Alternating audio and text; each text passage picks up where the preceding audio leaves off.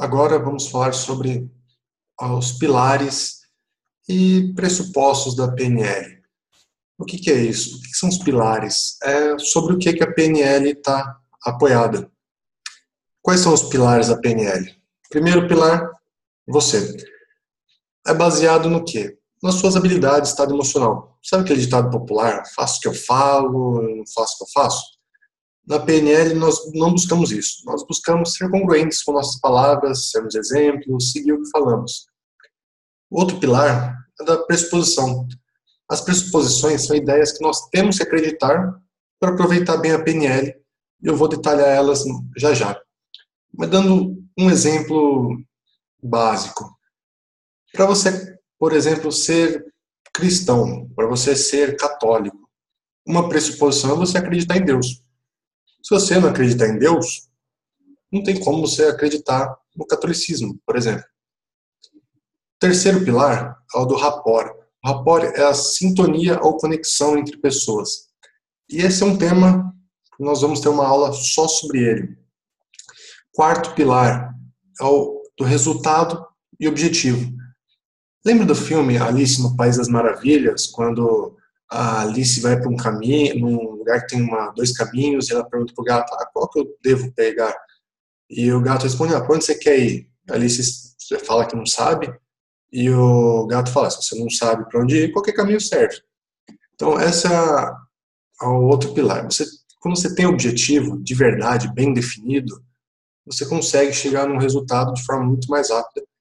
E vai ter uma aula especial também sobre a definição de objetivos, como a PNL define objetivos. Quem é do coach está acostumado com o Meta Smart, mas na PNL a gente tem uma outra forma que eu considero mais completa. Quinto pilar, do feedback. O que é o feedback? É você saber se você está melhorando, se você está indo no lugar certo. Pensa em placas de trânsito. Quando você está chegando numa cidade, ele vai mostrando, agora falta tantos quilômetros, tantos quilômetros, tantos quilômetros. Por quê? Assim você sabe que você está no caminho certo. Então, outro pilar da PNL é você saber, conseguir medir, conseguir entender se está no caminho certo. E o sexto pilar, flexibilidade. Por que flexibilidade? Pensando num GPS, de novo, quando você tem vários caminhos para chegar numa cidade, a chance de você chegar é muito maior. Caso aconteça alguma coisa na estrada, um acidente, uma, sei lá, reforma na cidade, estão arrumando asfalto, qualquer coisa assim, você pode pegar outro caminho e chegar ao mesmo tempo. Ou quem é de cidade grande, às vezes está em um lugar alagado, um lugar que está com trânsito, sei lá, comando da polícia, qualquer coisa que você imaginar, você consegue desviar. Agora eu vou detalhar um pouco mais as pressuposições. O que seria uma pressuposição? É aquilo que você tem que acreditar para a PNL dar certo. Como eu disse, o exemplo do catolicismo, se você não acredita em Deus, não tem como você falar que você é católico, por exemplo. Caso você fale, eu não acredito nisso, finja. Ou seja, haja como se você acreditasse. Por quê? Muitas vezes a pessoa vem com certos preconceitos, fala, não, mas isso não dá certo, isso não é legal, e ela não experimenta aquilo. Por exemplo, às vezes eu conheço pessoas que falam, não gosto de comida japonesa. Mas você já comeu? Não, nunca comi. Mas tem como falar que não gosta? Então tem que se permitir aceitar pelo menos os pressupostos para você testar. Se fizer sentido para você, tudo bem. Se não fizer sentido, fica meio incongruente você usar a PNL. Mas vamos explicar um pouquinho sobre cada um deles. Primeiro pressuposto, mapa não é território. Sempre que eu falo esse pressuposto, o pessoal faz uma cara que não está entendendo porra nenhuma. É normal. Por quê? O que significa esse mapa não é território? Vou dar um exemplo usando o mapa e usando o território. Se você pegar, por exemplo, o território daqui minha cidade, Piracicaba, cada pessoa daqui vai representar a cidade de uma forma totalmente diferente. Não vai existir uma representação igual. Essa é a ideia. Tudo que existe no mundo é neutro e nós damos significado. Você já reparou, por exemplo, casais que terminam e uma das pessoas do casal fica em depressão, triste, bebe, e o outro está lá de boa? Por quê? O fato é o mesmo, término. Cada um deu um significado. Ou, por exemplo, quando você vai numa festa com uma galera e um gosta, o outro não gosta, a festa é a mesma. Cada um deu um significado de acordo com suas experiências e coisas que você tinha na cabeça, os preconceitos, crenças, identidade, tudo. Na prática, o que isso ajuda para um coach? Para nós não colocarmos o nosso mapa, ou seja, a nossa percepção da realidade sobre a realidade dos outros. Por exemplo, uma pessoa chega e fala, minha meta é fazer isso, isso, isso. Tem coach que fala, cara, você tem certeza que vai conseguir isso? Tem certeza que é isso que você quer? Você está fazendo o quê? Julgando, colocando o seu mapa sobre o mapa da outra pessoa e tendo aquela visão com com seus filtros, sendo que você tem que se colocar no lugar do outro. Mas você pode mudar o mapa dos outros? Pode. Se você pensar um ano atrás, você pensava coisas totalmente diferentes. Por que você mudou os pensamentos? Porque trouxeram novas informações. Algumas coisas fizeram sentido para você, outras não. Então você acabou enriquecendo o seu mapa, detalhando ele mais e aproximando mais da realidade. Você pode fazer isso com outras pessoas também. Com uma criança, por exemplo, quando você fala que o Papai Noel não existe, você está enriquecendo o mapa dela. Quando você traz argumentos, lógico, né? Não vai traumatizar a criança, sendo que ela está esperando o presente de Papai Noel agora e traumatiza ela. Segundo pressuposto, corpo e mente não se separam. O que significa isso? Não é coisa espiritual, na mente, na alma, não. Sempre que um estiver ruim, o outro não funciona direito. Ou seja, quando você está com a cabeça zoada, seu corpo vai ficar zoado.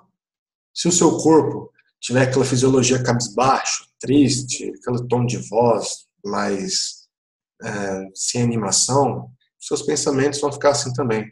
Agora, se você traz uma fisiologia animada, você tem um tom de voz animado, aquela posição, igual o pessoal fala, a posição do super-homem, a posição da Mulher Maravilha, você traz isso para os seus pensamentos também e você muda a forma como pensar. Então, o corpo e a mente, eles interagem e se influenciam mutuamente. Terceiro pressuposto, sempre fazemos as melhores escolhas do momento. Como assim? Nós sempre escolhemos o que parece melhor, mesmo que após 1 minuto, 1 hora, 1 dia ou final da vida mudemos de ideia e falamos, nossa, fiz cagada. Por quê? Naquele momento nós acreditamos que era o melhor de acordo com os recursos que a gente tinha. Isso é influenciado por crenças, valores, mapa, um monte de coisa. Por exemplo, dando um exemplo mais extremo, um suicida se mata por quê? Porque ele não vê outra escolha melhor para acabar com a dor dele, por exemplo. Se alguém ajudasse ele a ter outra escolha, provavelmente ele não faria isso. Cada escolha que você fez na sua vida, ela pareceu melhor na hora. Você não vai escolher, não, essa escolha eu vou fazer, vai ser a pior de todas, mas eu vou fazer ela. Você até pode pensar nisso em casos, por exemplo, você fazer uma escolha que você perde muito, mas seu filho ganha, por exemplo. Ou algum parente, algum amigo. Por quê? Você está pensando de outra forma, mas também querendo algum ganho para você ou para o outro. Quarto pressuposto. Todo comportamento tem uma intenção positiva. O que significa isso? Todos nós buscamos felicidade ou qualquer coisa assim que você pensar. Até em escolhas ruins, nós necessariamente temos alguma coisa positiva por trás. Como eu falei, no caso de uma pessoa escolher algo que ela vai se ferrar, mas ela faz pelo filho, por exemplo. Uma pessoa que levanta tomar um copo d'água tem intenção positiva no copo d'água. Qualquer comportamento que você pensar, você está buscando algum ganho ou fugir de alguma dor. Então, pode ser que em casos extremos, se parar para pensar, uma pessoa que mata alguém, por exemplo, pode estar esqueci a palavra, um assaltante que mata alguém, ela pode estar buscando, às vezes, sensação de poder nas próprias mãos, por exemplo. Pode parecer absurdo para uma pessoa, mas para ela tem uma intenção positiva. Uma pessoa que sai da dieta, por exemplo, sair da dieta traz alguma intenção positiva. O quê? Um prazer na hora, uma sensação de relaxamento quando comer um chocolate. Pode ser que conscientemente, a longo prazo, ela até saiba que isso não é a melhor escolha. Aí vai uma grande vantagem da PNL, a gente poder entender qual a intenção positiva da pessoa com aquele comportamento e buscar trazer alternativas mais adequadas para aquele comportamento, para aquela intenção positiva. E lembrando também que todo comportamento é adequado em determinado contexto. Ou seja, para uma pessoa que nasceu numa favela super violenta, para ela é adequado assaltar, vender drogas, usar drogas. Por quê? É como ela aprendeu. Daquele contexto, é certo. Quinto pressuposto. É impossível não se comunicar. Como assim? Se você se trancar no seu quarto, ficar quieto por horas, você comunica o quê? Que você não quer falar. O corpo pode falar muitas vezes até mais alto que a própria voz. Caso algum cliente seu não esteja se comunicando direito, ou você perceba que está escondendo o jogo, busque entender ele melhor. A responsabilidade da comunicação é sempre do comunicador. Se alguém não entendeu, muda a estratégia. Sexto pressuposto, todos temos os recursos necessários. Eles podem não estar acessíveis naquele momento, mas você pode procurar quando eu fui confiante, quando eu tive coragem, quando não sei o que das quantas. Eu peguei emprestado de outra pessoa. Por exemplo, no caso da modelagem, né, que nós explicamos na primeira aula, como fulano faz para fazer isso? Ele faz assim, assim, assado. Então, vou imitar ele. Caso você tenha uma apresentação, por exemplo, você pode ver como Steve Jobs fazia a apresentação. Que ele é um dos caras das apresentações da Apple, eram coisas que todo mundo esperava para chegar à apresentação. Então você pode imitar. Caso você não saiba fazer uma apresentação, imite alguém. Sétimo pressuposto. Se alguém já fez algo, você também já pode fazer. Como assim? Você fala, pô, tal pessoa, minha família nunca teve dinheiro, eu tô devendo, não sei o quê. Conhece alguém que já passou por essa situação e hoje é rico? Conheço. Então, se ele conseguiu, você também consegue. Então, é uma ideia para você destravar as pessoas. Modele quem tem o que você quer. Busca ter os mesmos pensamentos, ações e, obviamente, né, se alguém já fez algo, você também pode fazer, tem alguns limites físicos e biológicos. Por exemplo, um jogador de basquete de 2 metros de altura e 120 quilos, é complicado ele ser maratonista. Né? Maratonista é pequenininho e pesa 60 quilos. Ou alguém com uma incapacidade assim, de nível neurológico, tipo uma pessoa com Alzheimer querer ser campeão de jogo da memória. Fica meio complicado. Mas quando não temos essas limitações biológicas, físicas, neurológicas, é tranquilo isso. Tem uma história famosa da corredor de milha, que falavam que era impossível correr uma milha em tanto tempo, não lembro, isso aí era da época da Grécia, acho. Até que um cara foi lá e correu. Depois que ele correu, um mês depois, tinha vários outros correndo. E hoje, atleta universitário faz esse tempo. Então, depois que o primeiro foi lá e mostrou que dá para ser feito, um monte de gente começou a fazer. Oitavo pressuposto. Não existe fracasso, existe resultado. Esse resultado pode ser o que você desejava ou pode ser diferente. O importante é você ter sempre aprendizado com as soluções dos erros. Quanto mais você aprender o que não fazer, teoricamente mais próximo você chega de onde quer. Segundo alguns outros autores da PNL, o fracasso até pode existir se você determinar tempo para o seu objetivo. Então, suponha que eu falasse, eu quero gravar esse vídeo até o meio-dia, e é 1h da tarde, fracassei no meu objetivo porque eu pus tempo. E outros falam que enquanto você não desistir do objetivo, vai ter só resultado, não tem fracasso. Quando uma pessoa desiste, fala, não, cara, isso aí não é para mim, parei. Aí, sim, existe o fracasso, porque ela desistiu e parou. Mas aí varia de autores, né? Então você vai ver que até mesmo essa parte de pressupostos varia muito com relação aos autores. Nono pressuposto. Não se aprende nada sem pôr em prática. Só consolidamos a aprendizagem com a prática. Teorias não são para ajustar algo, para você começar, mas após você pôr em prática, entrando naquela melhoria contínua, você vê o que pode melhorar e vai evoluindo. Sem prática, sem você assistindo vários vídeos, fazendo vários cursos de PNL online igual esse, e não põe em prática, não vai adiantar nada. Sinto muito, caso isso te desanime, mas é por isso mesmo que o primeiro nível de curso de PNL chama practitioner, que é praticante. Sem prática, não vai adiantar muito. 10º pressuposto. O elemento mais flexível controla o sistema. Como assim? Você tem que ter habilidade em mudar de estratégia.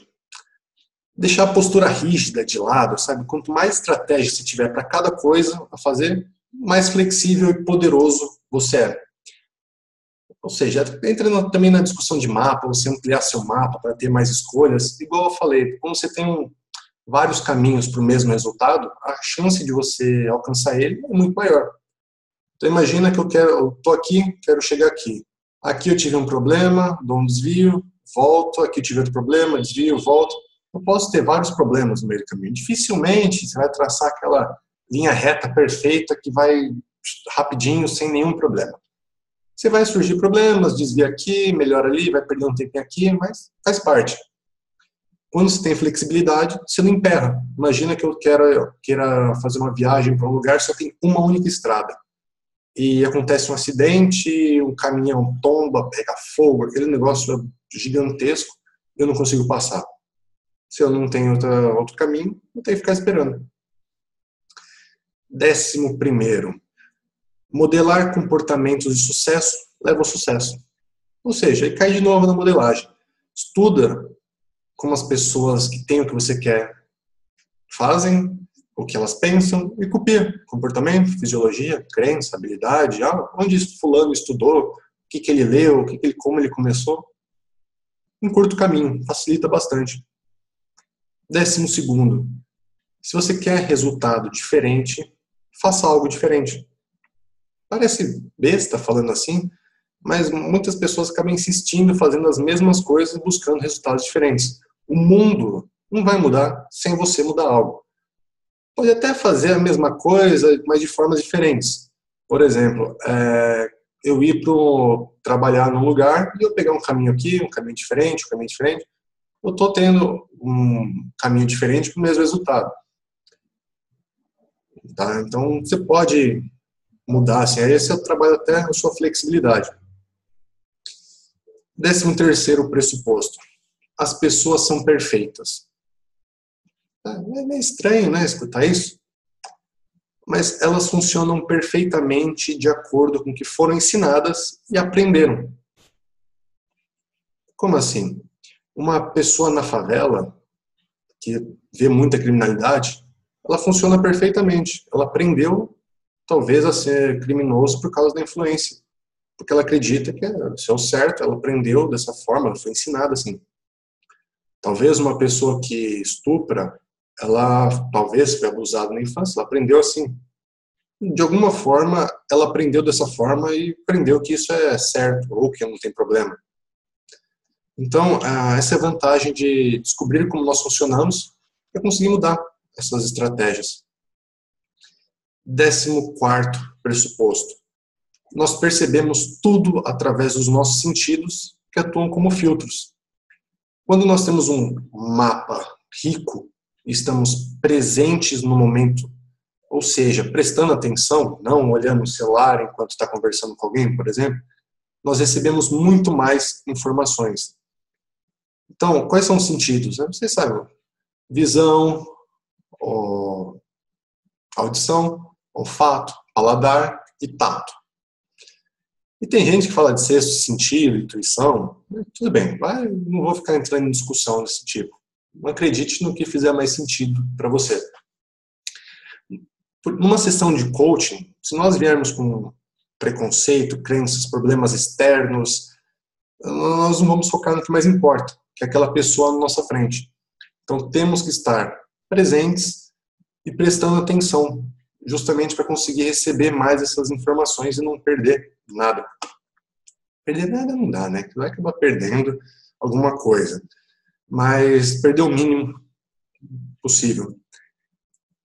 Esse 15º pressuposto, tudo que focamos expande, tanto coisas boas quanto ruins. Por exemplo, se eu ficar olhando um monte de notícia negativa, aqueles telejornais que falam de acidentes, criminalidade, ficar falando com pessoas negativas, ficar falando só dos meus problemas, isso vai expandir e eu vou sentir isso muito mais. Se eu focar em coisas boas, em pessoas que estão perto, que são pessoas boas, que falam coisas legais, pessoas que estão que te põem para cima, e você lê livros, vê filmes que te ajudem, isso vai expandir. Ou seja, se você quer alguma coisa, tem que focar em algo positivo. E como você pode pôr essas pressuposições na prática? Cara, de várias formas. Procura ver pessoas que falam alguma coisa, tipo, em entrevistas, redes sociais, vídeos.